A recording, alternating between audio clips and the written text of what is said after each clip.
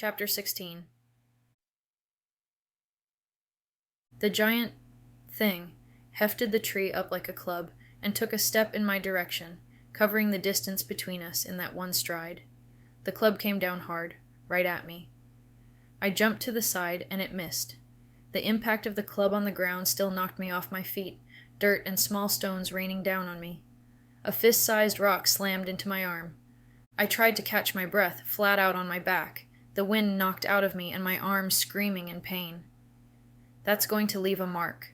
The nearly hysterical thought ran through my mind, at least for a few minutes. I looked over to assess the damage. Shoot! My sleeve was shredded, and my clothes, unfortunately, would not regenerate like the rest of me. Nina was going to have a fit when she saw this. I scooted back a little, but had to bite my lip to keep from yelling as my hip and side shrieked.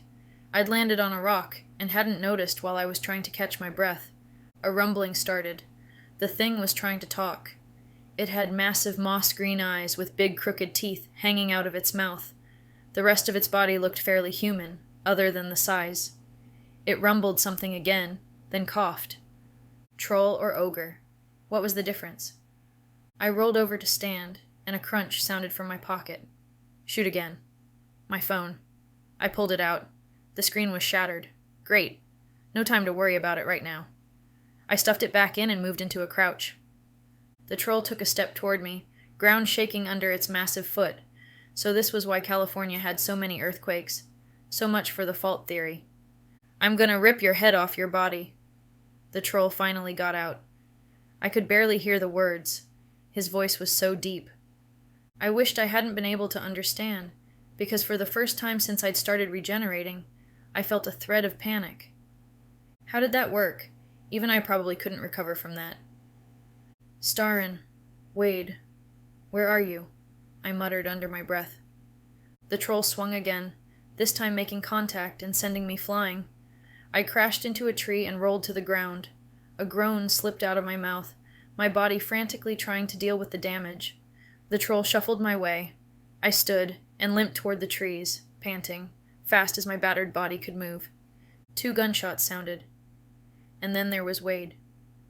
A confusing amount of happiness went through me. It was just because he was saving my life. And he was just saving my life because the team needed me. He didn't come forward, just raised his gun again. The troll didn't even notice the shots. The bullets must not have penetrated. Didn't Faye have anything better to use than a human weapon? Suddenly, there was Starrin, standing between me and the troll, some type of bright sword in her hand. Where had that come from? She swiped a couple figures in the air.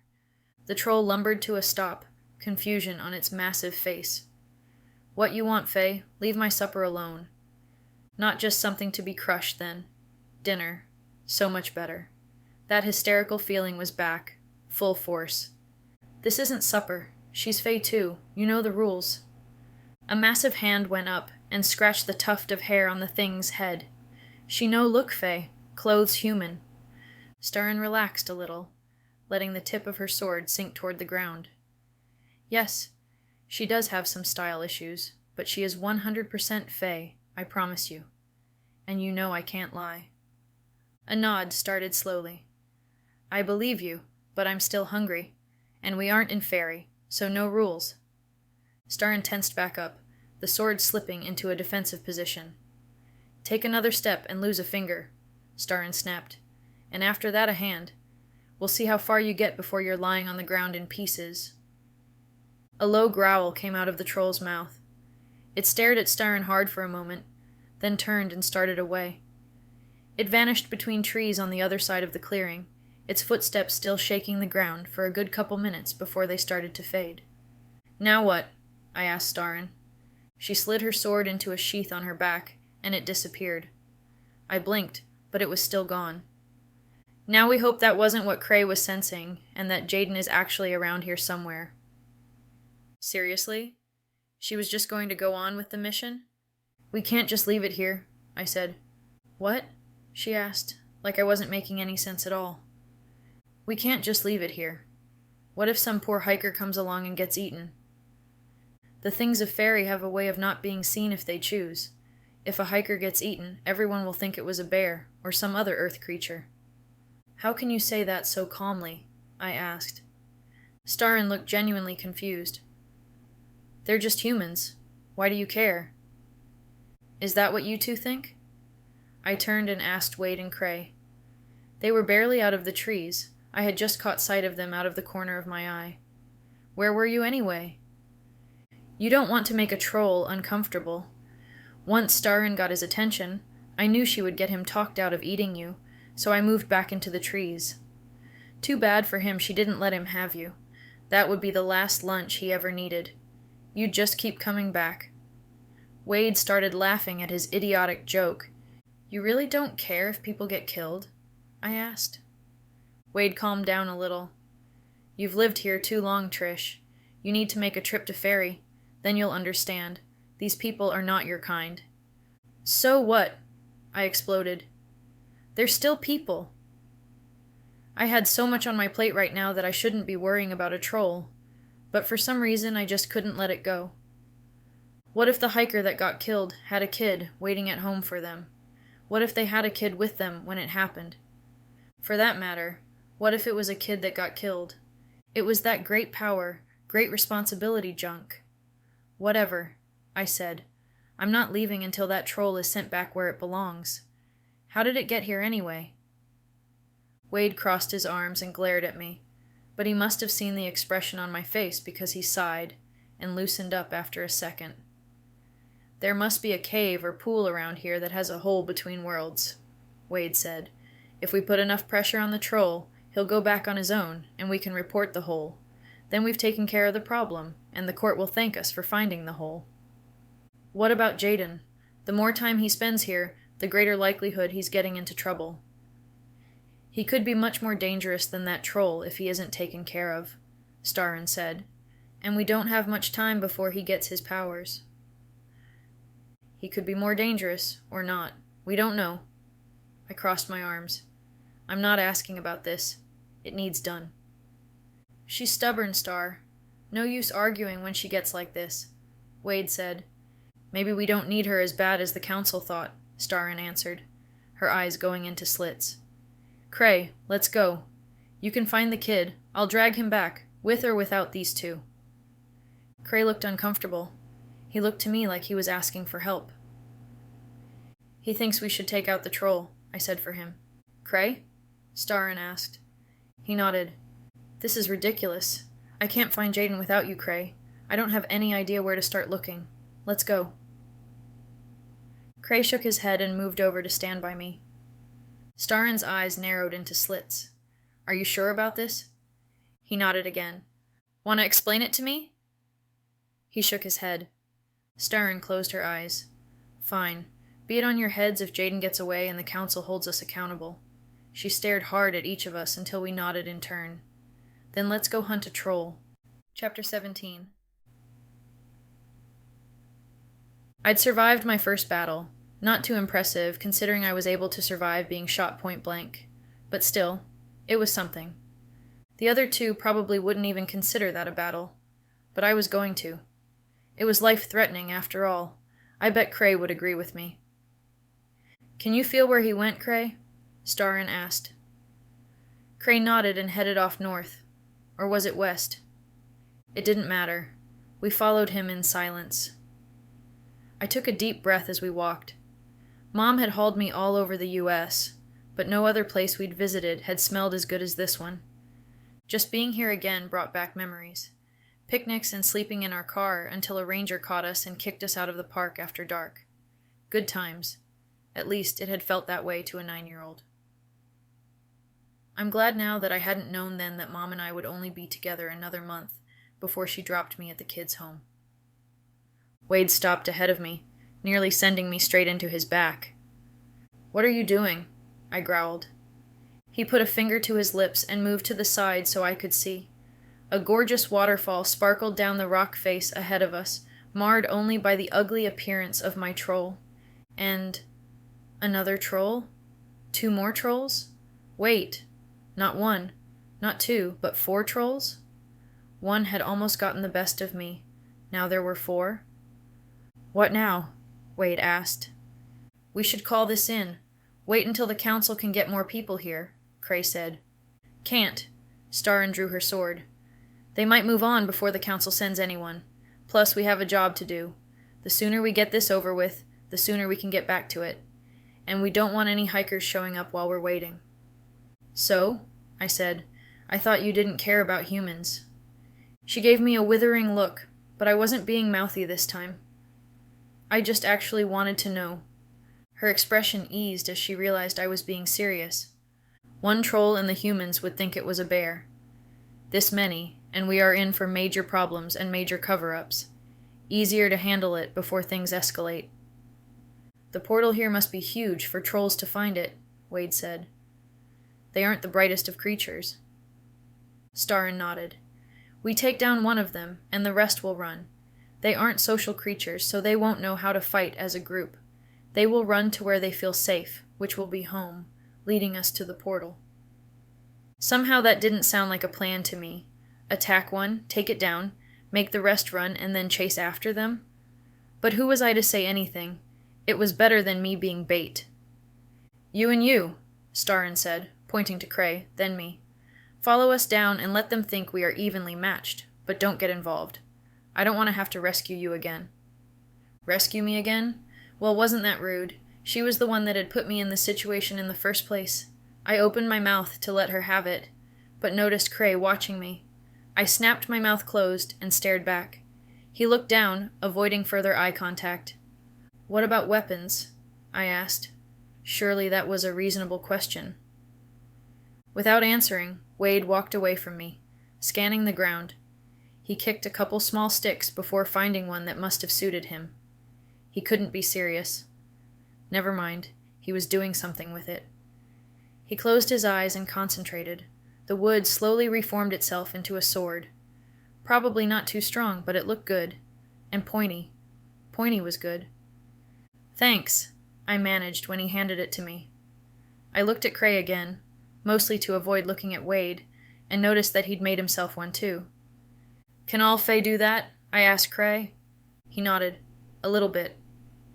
Okay, that was new.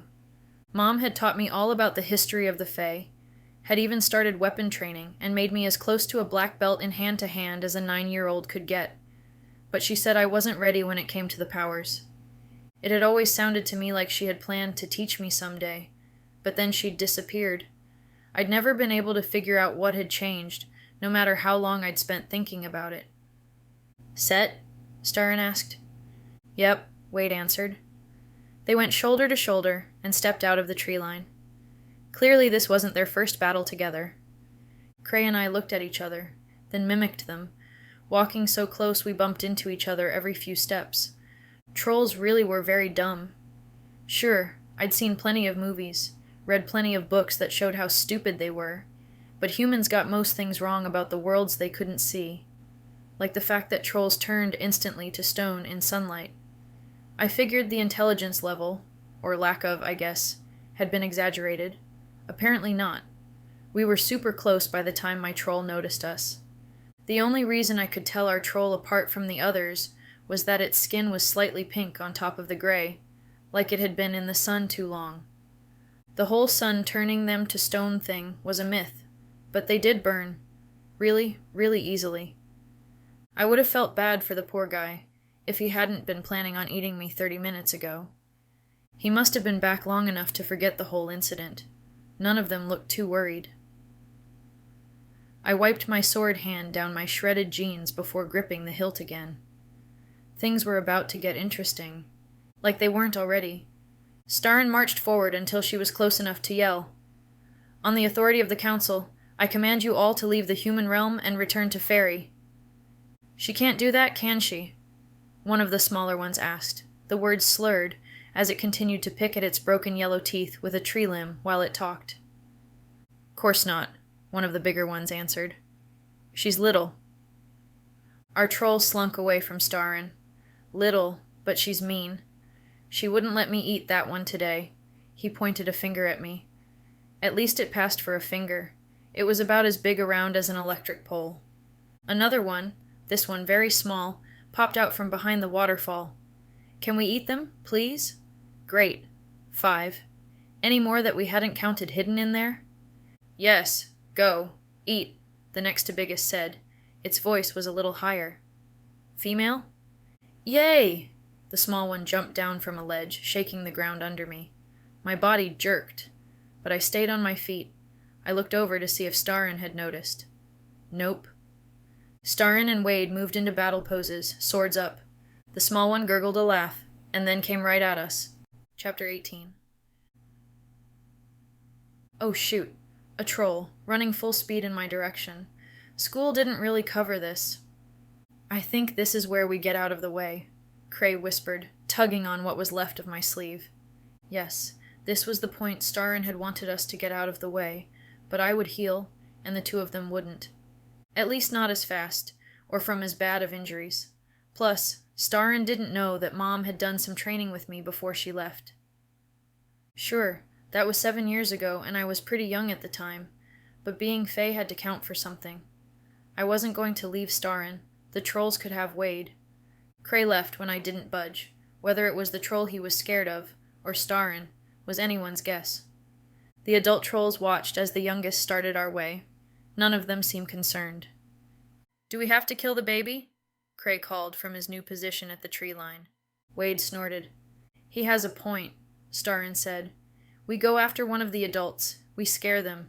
We kill their little plaything here, and they'll be mad. No killing blows. Seriously? Wade complained. Finally a real fight, and no killing.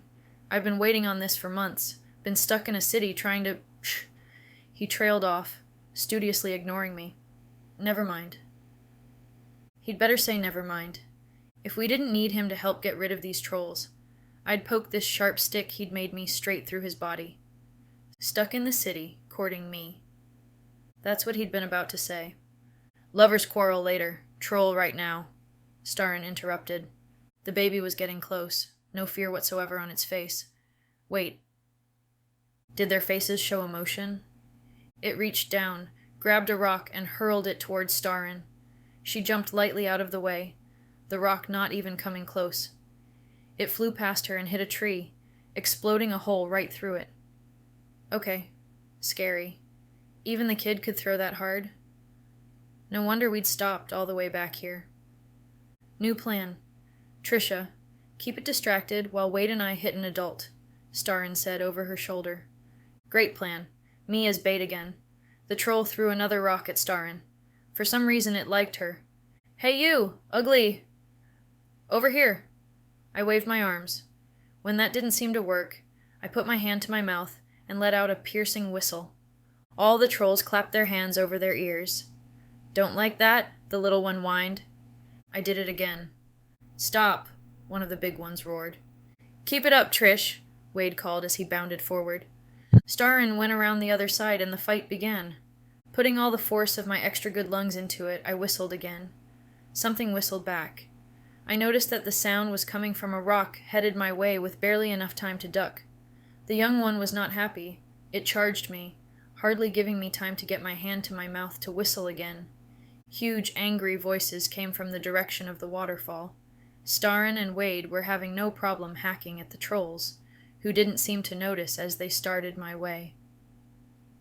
I think maybe it worked too well, Cray said from behind me. I'd almost forgotten he was here. I think you're right. Run. Cray took off one way, and I took off in the other. No use them chasing us both when it was me they wanted to pull to pieces. Rip its arms off so it can't squeal like that, one of the voices growled behind me. How would my regenerating body handle that? I sucked in an extra breath, pushing forward even faster. Probably just heel over the stump, but I surely didn't want to find out. Head for the lake. Starrin's voice, somewhere behind me. I changed directions toward an opening in the trees. Hopefully that was the lake. Right, left, right. I dodged around trees, branches smacking me in the face, and leaving welts for a few seconds before they healed. An object whizzed past my head. I didn't take the time to figure out what it was.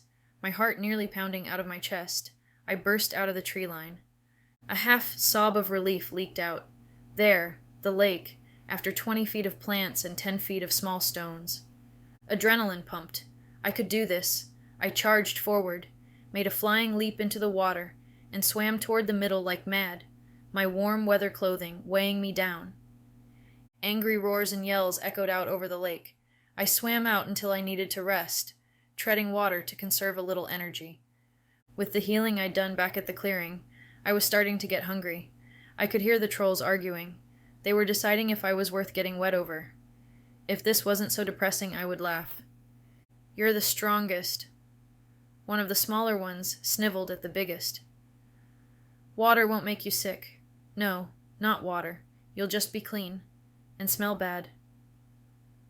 "Go," the big one commanded. It pushed the smaller one into the lake, sending a wave of water my way. I coughed as it got in my mouth. "You," the big one pointed at another brute. "Other side. Make sure it don't go that way."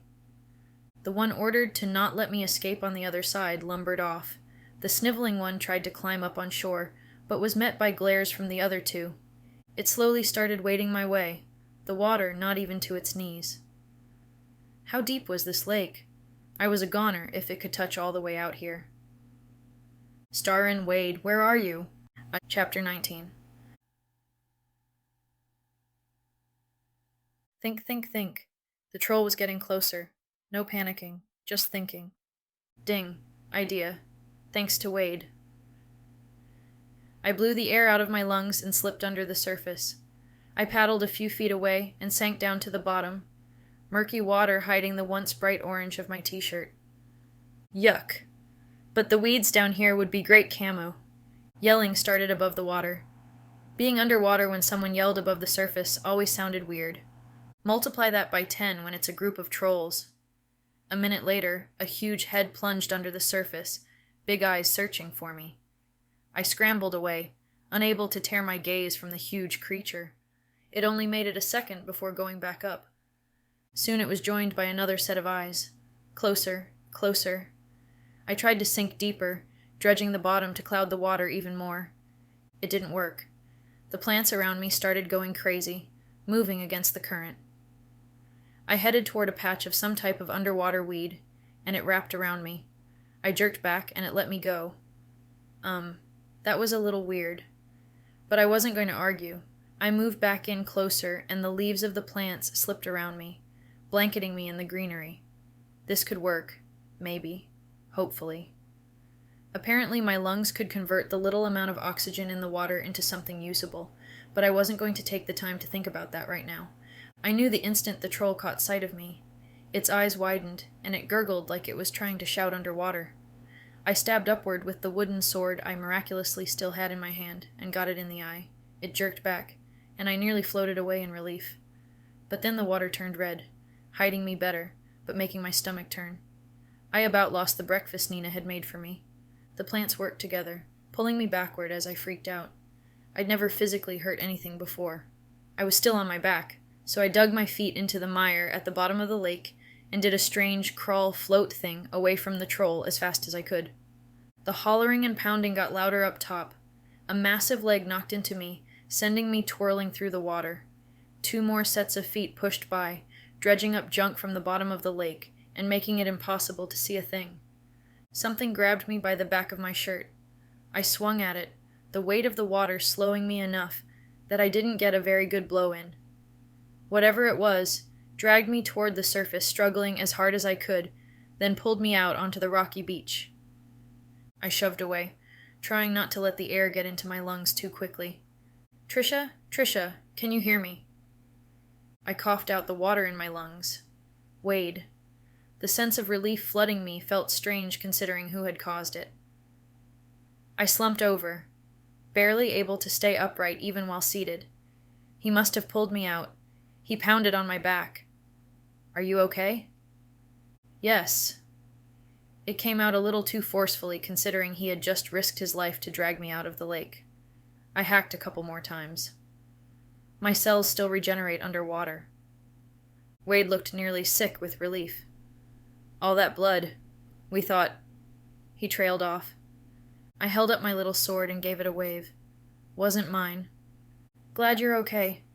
Starrin's voice came from somewhere behind Wade. "Let's go make sure they make it through the portal." Too wrung out to brush him off, I let him prop me up against a log. "I'll be right back." He gave me another concerned look and took off after her. I needed a moment to catch my breath. They seriously owed me at least that.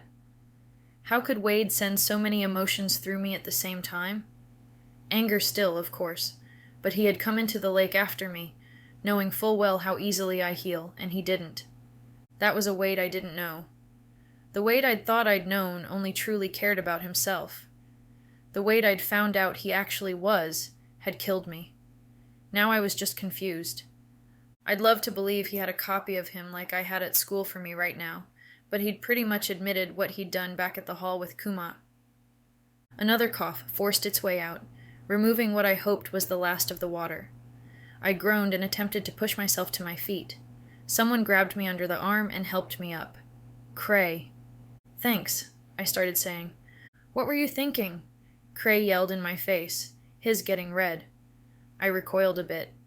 This wasn't the same calm kid I'd spent the day with, was it?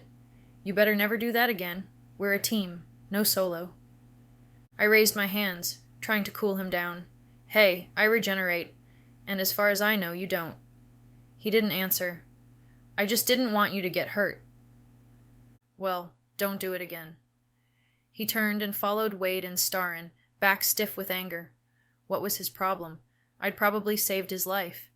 This was so backward with Cray mad at me and Starrin telling me she was glad I was okay. I took off after him, even my regenerating body crying as I pushed it like I'd never pushed it before. How were the normal Fae handling all this without stopping? Hurry. I needed to hurry. As little help as I was able to give, they might need it. I ran through a bit of brush following the creek and was back at the waterfall. Ha! I could have saved myself the worry. One of the trolls lay on the ground, not moving. The rest were crowding each other through the waterfall, each of them trying to get ahead of the others. Wade stood on top of the dead troll, looking like some hero in a story. Starrin was whacking at the trolls with the blunt of her blade, forcing them to move even quicker. I didn't see Cray. I walked over to the massive dead troll and kicked its giant dirty foot, almost taller than my head. "What do we do with this?"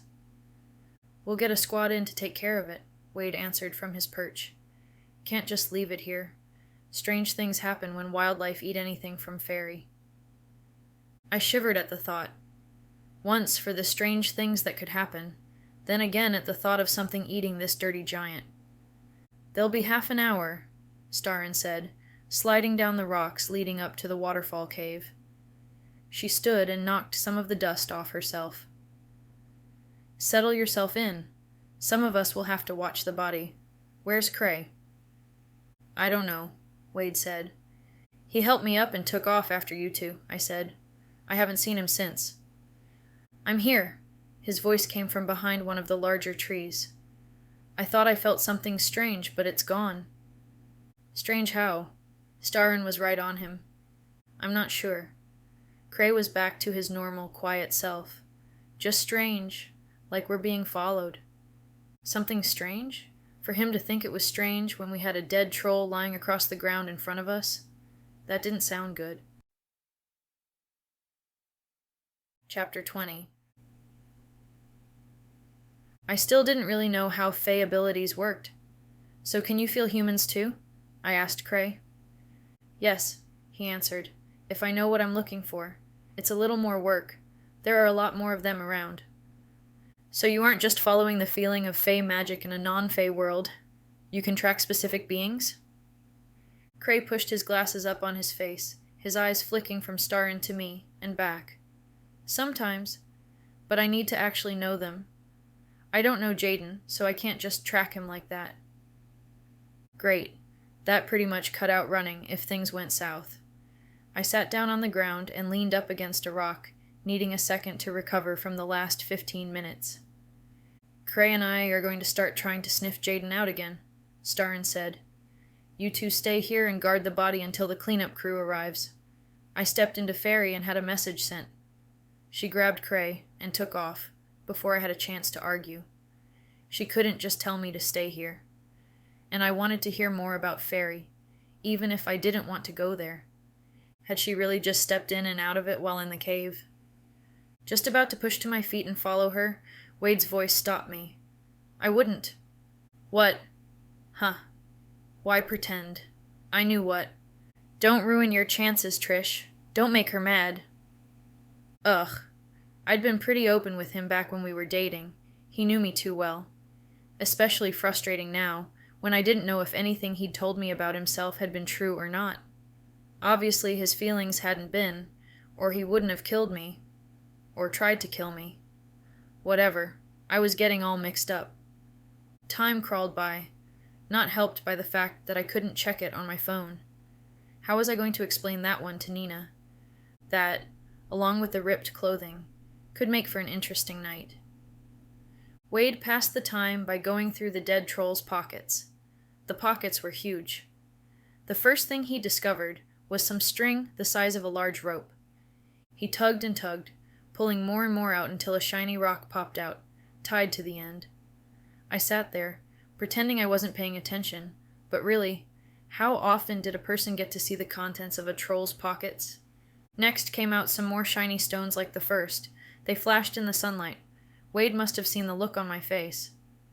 From the shores of the Crystal Lake, in Fairy. It's beautiful there. He must have had a rock in his pocket, and this is the sand left over.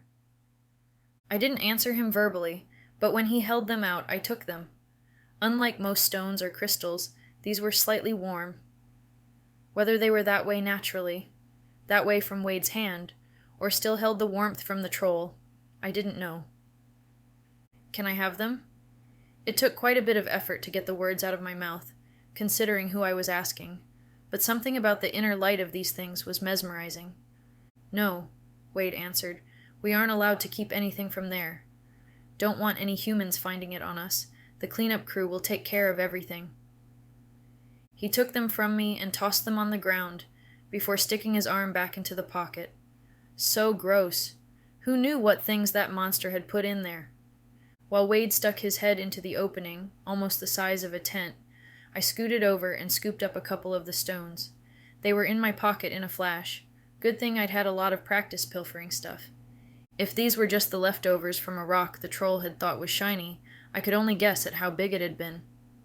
Wade threw more random junk out of the pockets, but I stopped paying attention. The stones cooled as I played with them in my pocket. Strange. A sound in the woods made me flinch. I jumped up and turned that way, lifting my wooden sword. I saw Wade out of the corner of my eye pull his not-so-fake sword and face that direction, subtly shifting his weight so his body moved between me and the woods. Nice thought. But that didn't even begin to erase the last week. He had a lot to make up for. Kumat's head popped out of the tree line. Is this the correct place? I knew the exact moment he noticed the troll. His nose wrinkled and he sniffed loudly. Obviously it is. What are we supposed to do with that? He sighed. Watch it for another moment. I'm going to have to ask for more help. He disappeared back into the trees. I could hear him talking to himself until the sound of cracking branches faded away. Poor guy, with his shiny shoes and pressed pants. He was definitely out of his element. I kicked at a tuft of grass and pretended to ignore Wade. When he acted all sweet, the way he only was to me, it reminded me of before. A couple times today he'd tried to take care of me. It had to be because I was part of the team. Had to be. Or he had some other reason. Something worse. Whether it was that or not, I was going to tell myself it was. No room for that mess right now. I had plenty of others to deal with. It took 10 minutes for Kumat to show up again. This time he had a crew. My jaw nearly dropped. More Fae in one place than I'd ever seen, not counting all the ones that had stuck their head out to watch me yell at everyone yesterday at headquarters, and all sizes and looks too. One guy might as well be a troll himself, he was so huge. At least he was dressed better, actually like a person, except for the crazy colors of his clothes. 2 more men followed them out of the woods, no doubt Fae also, but nothing stood out about them. Kumat did not look happy. I had the feeling we were about to get an earful. What happened? Kumat asked Wade. At least you had the decency to drop it in a forest, not in the middle of a city this time. I'm always having to clean up your messes. he muttered to himself without waiting for an answer. He walked around the troll, inspecting everything. He's big enough that we will need to do a full sweep. He looked up into the giant's face, nearly tipping over backward because of the height difference. Can you drag it to the portal, Jack? Yes, the giant said, his voice making me feel a little better. At least he didn't sound like a troll. Didn't really look like one either, once I got over his size. Shouldn't be a problem at all. One time I took care of 2 trolls bigger than this at the same time, and it was a rush job too. Good. Good. Kumant looked at Wade. Where's the portal? Starren mentioned it when she called for a cleanup team.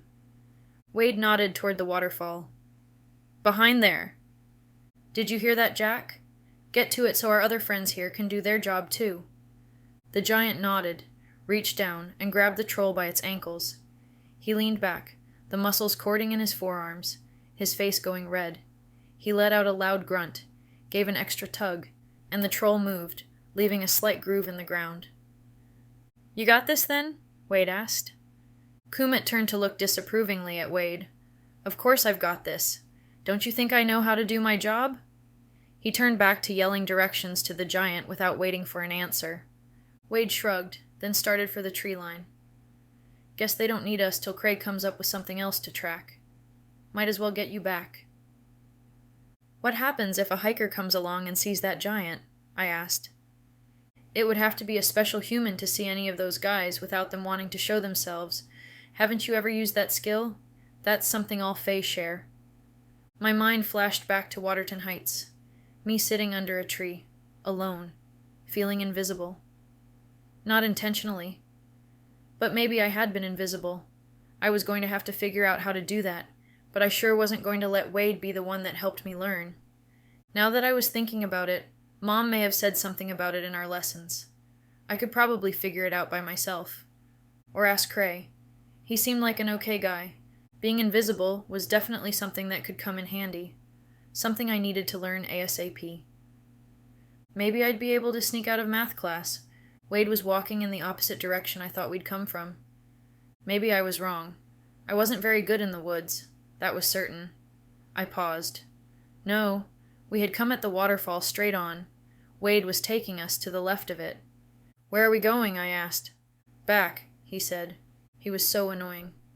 I got that part, I said. We have to get to a static portal. The one we came through is gone. So that portal can drop us anywhere, but we have to go to another portal to get back. That's right, Wade answered. How far is the closest one? 5 more miles. 5 miles, I groaned. Hungry had become an understatement. With the healing, swimming, and walking, I was burning a ton of calories. Besides, walking was so boring, especially when it meant I had to spend time with him. We covered some ground in silence. He must not have had anything to say, and I didn't want to be the one to start a conversation. This was going to be a long 5 miles. Chapter 21. Wade stayed silent and stealthy as the miles slowly trickled by. I swung my wooden sword at everything within reach. I watched Wade out of the corner of my eye. Why did he have to be such a hunk, even by Fae standards? And why had he come into the lake after me? Grr, I needed to think about something else. There was only a 10-minute span where I was semi-content whacking at foliage. Eventually, the boredom outweighed the fact that I was still ticked at Wade. Why don't I have one of those swords like Starren's? I asked. Shouldn't I have something to protect myself with? Plus, they looked really cool. Wade snorted. You don't have one because you probably kill me. Okay, maybe there was some truth in that.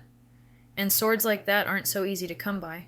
Starren had to travel down into the High Crest mines and get the ore herself because no one else wanted to go in after it. That sword is one of a kind. What's so bad about the High Crest mines? Ogres? He glanced back and must have seen the blank expression on my face. Ogres are similar to trolls, only with the intelligence of a high fae. The High Crest mines were taken over by them years ago. And Starren had gone in there just to get metal for a sword? It was not a good sign that the council thought it necessary to send someone like her after Jaden. What exactly had he done to get himself locked up in the first place? And why did they really want me to help her? I was having a hard time believing she really needed my help, especially after today. Not that the answers to those questions mattered much. I couldn't let anything stop me. If I didn't help, I'd be the one they were hauling away. I squashed a small sense of guilt about the fact that I was trading some guy's freedom for my own. He was a criminal, and it wasn't like I was helping kill this Jaden guy. Just bring him in. They wouldn't do anything to him unless he gave them a reason to. Starrin had said so. They would get their guy, I would be off their radar, and everything would be good for all involved. Except Jaden, of course. This trip was taking forever. Poor Kumut, in his fancy clothes. Hopefully Jack the Giant would give him a ride. Jack the Giant. I hadn't caught that till just now. Kind of ironic. All this walking was definitely giving me too much time to think. What was with those plants back in the lake? I glanced at Wade, wanting to ask him but afraid to give something away. What that something was, I had no idea. But this wasn't the first time nature had helped me. That tree, when I was trying to get out of the creek last week, had helped me too. I watched Wade out of the corner of my eye. Thoughts of the tree reminded me yet again of what Wade had done to me. Or tried to do, whatever. Yep, too much time for thinking, for sure. Wade finally pulled us to a stop quite a while later. So, Wade said, then stopped. About the children's home you lived in. I eyed him sideways. He winced. Never mind. Okay, what was that? I would have pushed him, but it wasn't something I wanted to talk about. And he didn't do well with being pushed anyway. We'd had so many good times. I would never have believed anyone if they'd told me he'd someday hurt me, betray me. I'd loved him, and I thought he'd loved me. We kept on in silence, my mind whirling even more. Here it is, Wade finally said, sweeping an armful of ivy off the face of a large rock. A door shape glowed in the stone. He gestured for me to go ahead of him. I'm not going first. Maybe they hadn't found a way to kill me, but if they had a cage, I wouldn't be able to do anything about it. If they caught Jaden without my help, they could say I didn't hold up my end of the bargain and haul me back to Ferry. I wouldn't put it past Wade, obviously. Wade rolled his eyes and stepped through. Well, this was great. Now he was over there waiting for me. Maybe I shouldn't have had him go first. Now what? If Starrin and Cray had had any luck, and they no longer needed me, the three of them could be waiting to jump me. Okay, two of them. I couldn't see Cray jumping anyone. Oh well, I was going to have to risk it. Maybe a cage on the other side, but it was that or be stuck in California, with no way home and only the small amount of cash I'd thought to bring. I stepped through after him. I popped out in a small office similar to Starrin's. The only difference was that this one was bare. Wade was just walking out the only other door. So nice of him to wait and see if I followed him through the portal or not. I took off after him into the long hallway. He stopped, but didn't turn to look at me. It could be a while before Cray locks on to the next target. See you tomorrow. Good night, Trish. I ignored him, pushing past him and charging down the hallway. All I could concentrate on was getting to my bike. I needed to see Nina, just to know she was okay. I wouldn't put it past the Fae to snatch her on some lame charge, just to get me to try harder, or some other stupid excuse. And the more I thought about it, the more worried I got. The hallway was empty. None of the heads sticking out of the doorways right now. Going about normal life the rest of the day was going to be awkward after spending the morning fighting trolls. Not sure how to explain about my phone, I decided to just not bring it up. Nina was working in the flower beds when I got home. After leaning against the house in relief for a second, I scooted forward, trying to sneak past her. No such luck. Trisha, the school called. Crap. Apparently one of your teachers was worried about you today. Nina straightened and wiped a gloved hand across her face. Mrs. Hemp, she said you were acting strangely. Is everything okay? I bit my lip in relief. The doppelganger was working. At least the school still thought I was there. Sure, everything is fine. It was fine now, at least. Nina looked me over good, an eyebrow arching perfectly by itself. I looked down. Shoot, I'd forgotten about the state of my clothes. "You're sure nothing is wrong?" she asked. "Wrong? Oh no, nothing is wrong at all," I said, big cheesy grin on my face. Blood drips all over my clothes. Hopefully, it looked like paint from over there. My fey blood must believe in sarcasm to let me get that half-truth out. "If you need to talk, I'm here. And if someone is bothering you, we will get it handled." I didn't answer, and after a second of staring straight at me, she went back to pulling the last of the dead branches out of the flower bed. Phew. She was going to ignore the fact that I had skin showing in all kinds of places the clothes I was wearing weren't designed to show. Oh well, weren't holy jeans the it thing right now? "What was your bike doing outside of Wade's apartment all day? Is he giving you rides to school?" And wham! She got me by surprise. Were they spying on me? How did they know my bike was there? "No, he isn't. There must be a ton of bikes in this city that look like mine." Nina's look told me she didn't appreciate my little sidestep. "Really, Nina, I'm fine." I could have told her that we broke up, but I didn't want to talk about it right now. I turned and headed for the house. "Trish, wait." She pulled her gloves off. I stopped, but kept my back to her, keeping her barely in sight out of the corner of my eye. "You know you can trust us, right? With anything? You are our daughter." Could she just say that? Just feel that way for real? I didn't know how she could. Plus, she was probably thinking my secret was a school bully or some other teenage problem. How was I supposed to explain this? But at least she was trying. I might like it here. A lot. But that didn't mean I could completely trust her. I knew better than to trust anyone, and I was starting to trust her too much. I needed to nip that in the bud. So while every part of me screamed to go over and give her a hug, I didn't listen. "Thanks. May I go now?" She sighed. The sound so sad it made me want to break down and try to make her feel better. But no, that was probably what she was trying to get me to do. "Sure. Just be ready for supper on time." That wouldn't be an issue. I was starving again. But the whole bike thing? That was an issue. I was going to have to be more careful about where I parked it, and about who was watching me on my way to school. Chapter 22. The next morning I got to headquarters early enough to wave goodbye to the other me. She stared at me blankly before waving back, then heading out. Man, I was going to look even more stupid than I actually was until we found Jaden. I'd spent the whole night going over homework that somehow had been waiting for me on Starin's desk. I didn't ask. Other me probably dropped it here. The homework had taken a lot more effort last night since I hadn't been in class that day, even if I didn't usually pay much attention.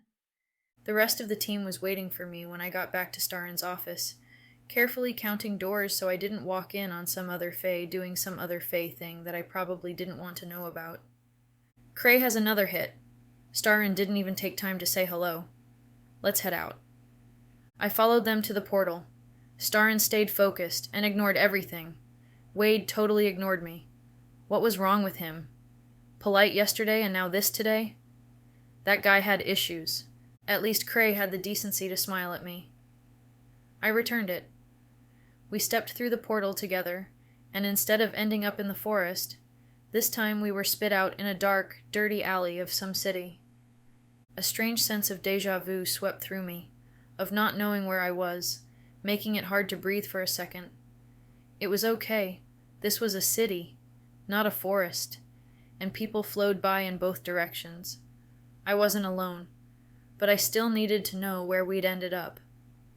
"What city is this?" I asked. "San Francisco," Cray answered after waiting a second to see if either of the other two would. "San Francisco. See, not that bad. It was a cool city." I glanced at the others to see if they had noticed my near panic attack. Starin hadn't, or was acting like she hadn't. Wade was watching me. I sneered in his direction. The whole panic attack thing was his fault. I caught myself getting upset and nipped it in the bud. When he saw my look change, his face went impassive. Jerk. But it didn't matter. No way he could ruin this for me. I hadn't been to San Francisco in a while, and it was a neat place. Maybe we could hit Chinatown after checking out Cray's lead. They had the best restaurants. Cray closed his eyes for a second. About a mile from here. Ugh, why do these trips always involve so much walking? I asked. Can't the portal get us any closer? We can't pop in too close. We don't know his ability, Starrin answered. If he has anything like Cray does, he'll feel the portal being used, and he'll be gone before we have a chance to lock onto him. That made sense, but it didn't make me feel much better about the walking. I still don't get how you don't know what his ability is. It hadn't manifested yet when he escaped. Starrin glanced back at me and kept walking. I jumped forward to keep up with her. Part of the reason he's considered so dangerous is that he's a direct descendant of a previous royal couple, and has not had his 18th birthday yet, so his powers are undetermined. The fact that he escaped without them is disconcerting. Once he has his power, we don't know what he'll do. When is his birthday? I asked, stepping over a trolley line. Glad I noticed it before I fell flat on my face. November 9th, on a human calendar, Starrin answered. You mean we have less than a week to catch him before he becomes a supervillain? I squeaked. Starrin's forehead crinkled in the first sign of confusion I'd ever seen from her. A bad guy with powers, Wade interrupted. She made me watch a lot of superhero movies. I stuck my tongue out at him. A man walking toward us gave me a funny look. I gave him a glare and went back to the conversation. Is there any way to know what powers he might get once he turns 18? No accurate way, Wade said. We can do some guessing, considering his family line, but if we get it wrong, things won't go well for us, preparing for one ability, and he actually has another. So, being descended from the royal couple, he's a prince or something? And we were hunting him down like an animal? No, he is a descendant of a previous royal family, Starrin said, like that should make things obvious. We aren't humans. Our leaders aren't chosen by who's next in line, Wade explained. His grandparents led the fairy court for 100 years, then were exiled. What did they do? I asked. Wade shrugged. Did they not know anything? Or was that his way of avoiding the question? Why are you worried about him having his powers when he isn't 18 yet? The birthday we were given for you was false. Who is to say his was recorded correctly? Starrin answered. And the fact that sometimes the royal line comes into their powers early, Wade added. Wait, what? What did that say about me? They didn't know that I'd had my power a lot longer than they thought. I'd always healed quicker than other kids, but the first time I specifically remember regenerating was when I was 8 and fell skiing. It was one of the few times my mom had let us slow down enough to do something fun. My bone had been sticking out of my leg. Mom must have known about the healing. She pushed it back into place, held me while I screamed for a couple minutes, and voila, all better. She had made me promise not to tell anyone unless they saw me heal. Under the no-lying rule, I couldn't break that promise, even if I'd wanted to. Not long after the skiing incident, she'd dropped me off at a kid's home, first of many. She'd said she'd be back, but it had never happened, leading me to believe she was dead. Not that I wanted her to be, but she better not be on a beach somewhere. At first, I'd thought she'd left me because of the new power thing, but as I got older, it didn't seem to make as much sense. Then I just stopped thinking about it. Speaking of families, Tricia, what is yours like? My head whipped over to face Starrin. Her tone was far too casual, and she'd never cared about any life details before. This was weird. Your Fae family, not the humans, Wade added, just as casual. I don't know, I answered, keeping it short. Where had that come from? It wasn't like they were just trying to find something to talk about. They let it go, though, and didn't keep asking. So weird. We walked and walked, me deep in thought, the others just naturally quiet. Eventually, the air started to smell like salt. We must be getting close to the bay, I said. It does smell like water, Starrin said. What do you know about this bay? It's big. People swim it. I don't know. What is there to know about some water? Starrin rolled her eyes. Is there somewhere nearby that would attract Fae? I shrugged. I don't know. What attracts Fae? You're Fae, Cray said. Yes, but I'm not sure what you mean. I find Orlando Bloom attractive, Does that make him a fey magnet? Starrin sighed and pinched the bridge of her nose.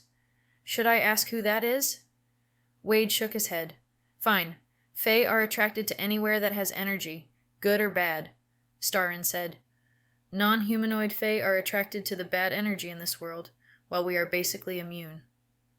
I glanced at Wade. He was being awful quiet. Alcatraz, I said.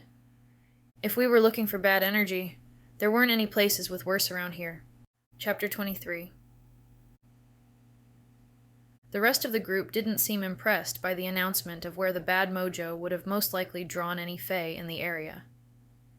What's an Alcatraz? Cray asked. It's an island. It used to be a prison. They put the worst criminals in the U.S. there. Cray pushed up his glasses and stared at me blankly. What's the U.S.? The United States, you idiot, Wade broke in. Wow, grumpy. It wasn't Cray's fault he'd been pulled from some other world and didn't know the geography here. Poor guy just blinked behind his big glasses, looking even more confused. How do we get to this island? Sounds like a good place to start. Take us the direct way. Cray can find him from where we end up. Like I just automatically knew how to find Alcatraz because I lived in this world. Follow the slope down. All these hills lead to the bay eventually. This way then, Wade said, and took off downhill. Watch out for the trolleys, I called after him. Yeah, Wade said, moving like there was a fire behind him. Good. He must want to get done with this deal as much as I did. The sooner we got done, the sooner we wouldn't have to see each other anymore. What's a trolley? Cray asked. I sighed, and took off after Wade. Starrin stayed behind with Cray and said something, but I couldn't make it out over the traffic. This early on a weekday, the roads were pretty empty. We'd left home at 7:30, which meant it was probably only 5 a.m. now. The ferries wouldn't be running yet. No reason to bring that up until we got down there, and Cray made sure that was the direction he was getting a signal from. It took us 10 minutes to get to where the sign started pointing us toward the wharf. At least now we knew which direction to head in for sure. I'd been here once, a long time ago, the same trip Mom and I had gone through Yosemite. Too long ago to remember much. We walked down the pier together, passing the occasional jogger who didn't even look our way. The sound of barking started when we got close. What's that? Cray asked, his eyes wide under his glasses. Sea lions. I couldn't keep the smile from taking over my face. I pointed at the pier where 20 or so sea lions were floating on whatever perches they could find in and near the water. Lions? Starrin frowned. Those are supposed to be big cats, not some kind of water animal. Or was I misinformed? Nope, you're right. I never really got that either. We stopped talking for a moment to let a biker pass. I think there are a lot of them this time of year. Sounds like it anyway. They're really cute. You should see them when they're little. Why? Starrin asked. Because they're cute and squeaky and stuff.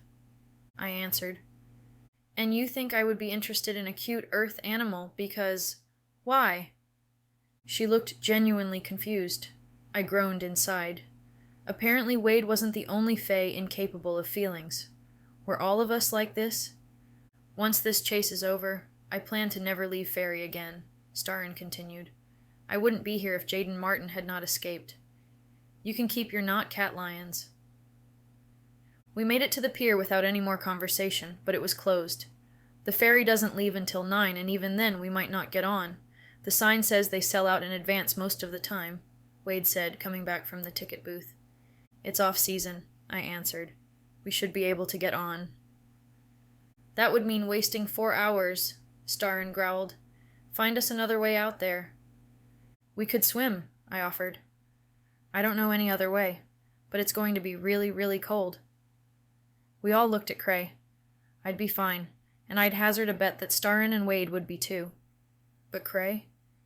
No, let's take one of those.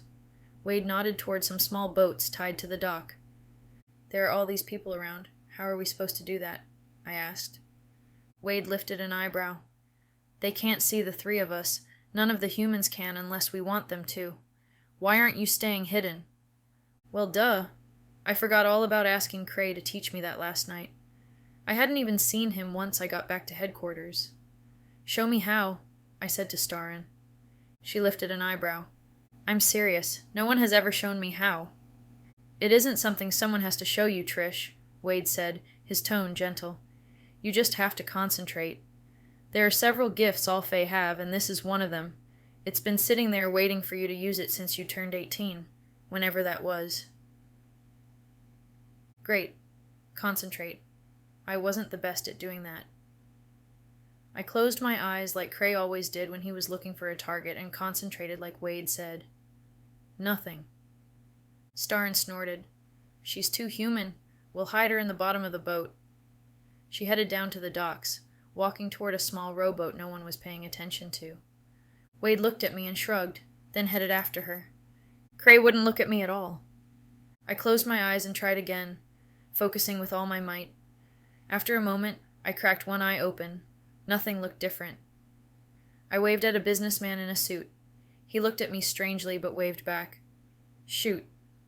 Obviously, this was going to be something I had to work on. I took off down the dock after the others. There were quite a few people here already. Why did fishermen have to get up so early? Starin and Cray were in the boat by the time I caught up. Wade was waiting for me on the dock. He put out a hand to help me on board. I slapped it away.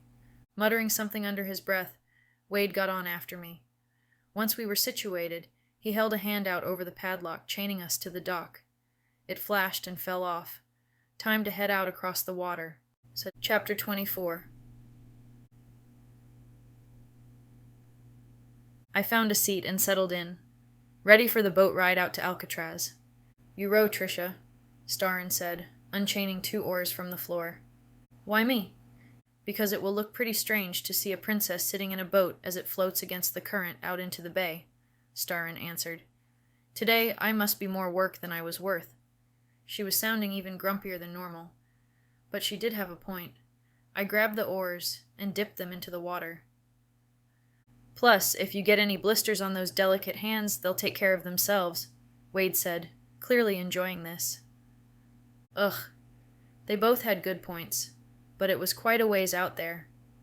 Sure, my muscles would fix themselves and not be sore, but did I really have to row the whole way? The thought had barely pinged through my mind when a head broke water beside us. Starin and Wade instantly pulled their swords, which really wasn't something I was comfortable with in this small of a space. "It's just a sea lion. Calm down." Starin eyed the creature doubtfully as it slipped onto its back and splashed water toward us. "I think it likes you," Cray said. "Me?" I asked, my voice a little higher than normal. I was not an animal person. "Yes, you. Ask it to help us," Wade said. "What?" I answered. "Ask it to help us," he said again, this time slower, like that would help me understand. I just stared at him. "Animals here sometimes listen to Fae, all nature here. We can even manipulate it on a small level, like the sword I made you. Ask the creature to help us." Feeling ridiculous, I leaned out of the boat and stretched a hand toward the animal. It swam over and bumped my hand with its nose like my hand was a ball, and it was some trained aquarium sea lion, not a wild animal. "Would you mind pushing us to that island out there?" I asked, pointing at Alcatraz. It looked that way, then dove underwater. I glared at the others, half expecting them to burst into laughter at the way they'd made me look ridiculous. Was that some kind of joke? "No, but apparently the boys were incorrect to believe it liked you," Starin said. "Row. We need to get further from the docks, in case the boat's owner comes looking for it." I growled under my breath, but started rowing. Within 7 or 8 minutes, it was getting harder to make out details back on shore. "What are you feeling, Cray?" Starin asked. "This is right. I don't know how far it is, but we are going in the right direction." Another 10 minutes of rowing, and people on the shore were getting tiny. There was a small splash from behind the boat, then 3 laughing sea lion heads popped out of the water together. I stopped rowing. "What's up, guys?" The smallest one, which I got the strangest feeling, was the first one that came to visit. Splashed me. "Hey! That's cold!" "We can't be taking water on like that." Cray's fingers went white from gripping the sides of the boat. "It's not going to hurt anything." "Why are they here, Trish?" Wade said. How was I supposed to know? It wasn't like they were talking back with me. "Are you boys going to help us out?" The two bigger sea lions put their heads against the back of the boat and started pushing, propelling us forward at a much faster speed than I'd even gotten close to. We weren't pointed straight at the island, but they could get us that much closer at least. "Give me one of the oars," Wade said. He snatched one out of my hand and muscled past me, then Cray, on his way to the back. "Don't hurt them. They're helping." I grabbed his wrist, determined he wasn't going to hurt anyone or anything again, at least not while I was around. "I'm not going to hurt them." He looked at me like he thought I was crazy, twisted his wrist free and finished his short trip to the back of the boat. He stuck the oar into the water and used it as a rudder, putting us on a direct heading for the island. I turned into the cool spray of the water off the bow. Sure, I was blushing hot red. Of course I would assume the worst from him. He'd shown me his true self. Or was it his true self before, when we were dating? Nah, that was just an act, right? Poor Cray was shivering over on his section of the bench. Whether from fear or the cold water, I couldn't tell. The regenerating also helped my cells stay a good temperature. It had to be freezing out here, but it just felt cool to me. I leaned into the side of the boat, staring out over the water. This could be it. If we found Jaden today, I would be done with these guys and officially be allowed to stay on Earth. Was this why Mom had been running? To keep me away from the Fae? She'd been open about everything else but that. I'd probably never know. The island rushed toward us with all the sea lion power in the back. I rested my arms on the wood and my chin on my arms, and watched it get bigger and bigger. The island looked gloomy today. A thick fog hung over the whole place. Hopefully that wasn't a sign. "That's close enough. Call off your pets," Starrin said. I inched toward the back of the boat, having an interesting time staying on my feet while we moved at a good clip. How had Wade done it? If he could do it, I could do it. As long as I didn't go pitching off the side. "Thanks, guys, that's close enough." I had to yell over the wind. It was picking up more and more as we moved farther from shore. The sea lions instantly stopped, sending the boat lurching. Wade reached out a hand and steadied me. I glared at him. He threw his empty hand in the air, as if to say he was hands off. 3 heads popped up out of the water. "Thanks again. We really appreciate it." "Ask them to stick around. We might need a ride back," Starrin said. "Do you think you could stay here? Just for a little while until we're ready to go back?" They looked at each other. Then my lion nodded. He splashed me, and then they all disappeared underwater. I wiped the moisture off my face with my hand. "Thanks a lot," I yelled after him. I turned back to the island, foreboding welling up inside me as we drifted toward the rock face. "Now what?" I asked the others. "Time to row," Starrin said. "I got it," Wade said, as he moved to the middle of the boat and grabbed the other oar. The island looked even worse than gloomy, now that we were closer. It looked downright cursed. Tendrils of fog floated toward us, twisting and contorting into strange figures. This was so different than when Mom and I had come to visit in July years ago. Then there were huge amounts of people. The sun was out. Everyone was on vacation. Today there was no one in sight. The sun hadn't come up enough to burn off the fog yet. That had to be why there was so much of it. I hoped. No matter what the reason for the strange weather, Alcatraz looked like it could still be in business. Wade paddled close and let the boat bump the dock, the sound echoing across the water and making me cringe. Cray grabbed hold until Wade jumped out and pulled the boat close, using the chain in the front to tie it to the dock. Something felt wrong when I stepped off the boat. The mist swirling up and around us was unnatural. This was more than just fog. My eyes went to the stone of the building. Were we really going in there? From the look on Starrin's face, yes. We were going in, no matter what. Chapter 25. It couldn't be just me feeling like this about Alcatraz, could it? I looked at the others to see if they were feeling it too. Cray was for sure. Poor guy looked nearly sick. But then he could feel all this much stronger than the rest of us could, so it was probably about overwhelming him right now. "You'll have to lead, Cray," Starrin said, her tone the most gentle I had ever heard it. She was picking up on something bad being here too. It was still bugging me, that I didn't know what Jaden had done to be imprisoned in the first place. Had he killed someone? Or a lot of someone's? Cray started up the concrete steps slowly. The only sounds making it through the heavy fog blanket were the slight scuffs of his boots on stairs. Wade and Starrin pulled their swords and followed him. The cheery colors of the fall flowers mocked us as we wound our way to the top. One of the signs said it was 1/4 of a mile. It felt so much longer in the damp, half-dark. Finally, Cray stopped. "We're on top of it," he whispered. "Trisha?" Starrin asked. "He's down in the cells, maybe?"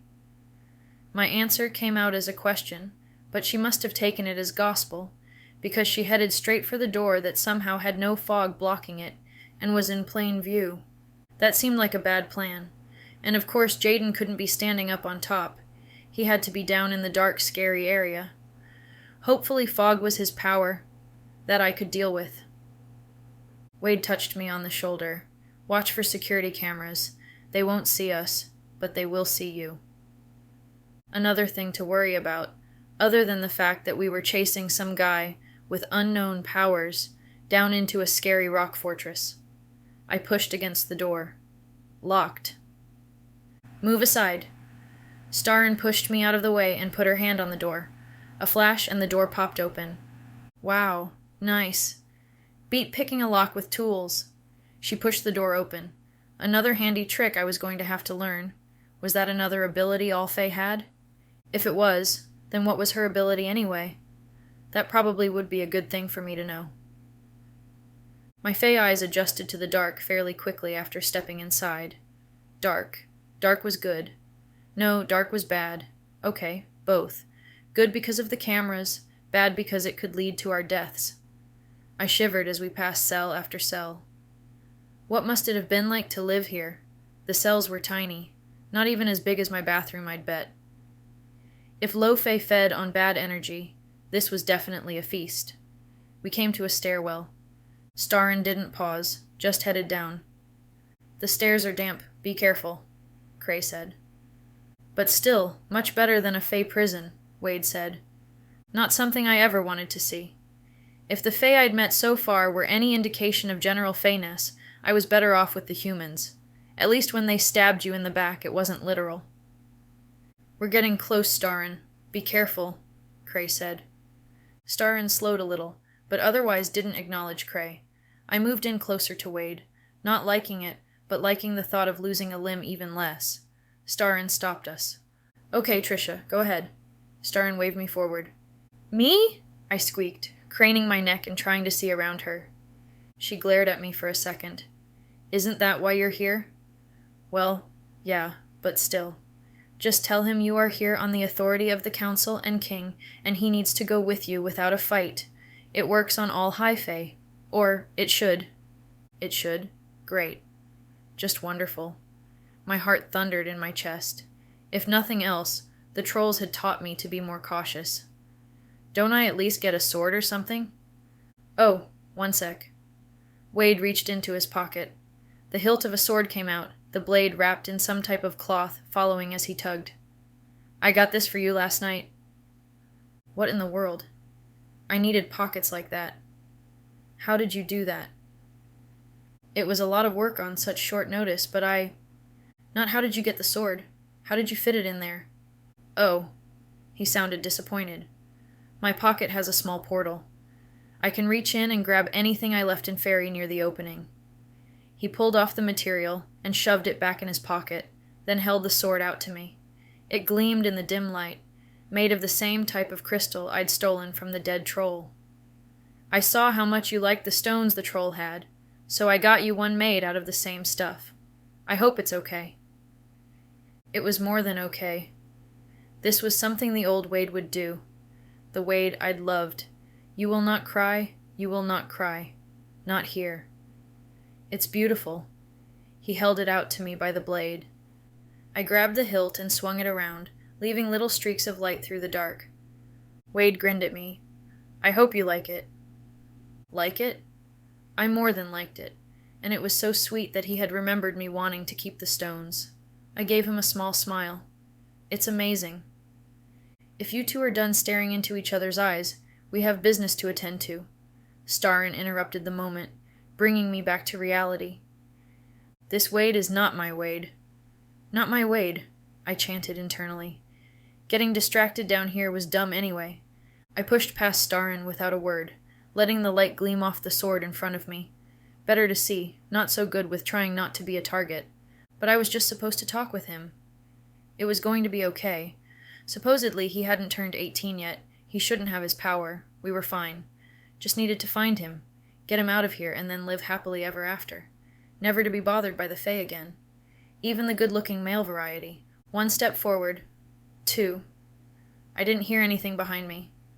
I looked back at Starin. She shooed me forward. The sword was light in my hand, the crystal weighing practically nothing. Much better than the wooden swords Mom and I used when she played with me, growing up. Now my body automatically went into one of the stances she'd taught me as a game. Had everything we'd done together been more than a game, just like this? What about our trip across California? Had it meant something more?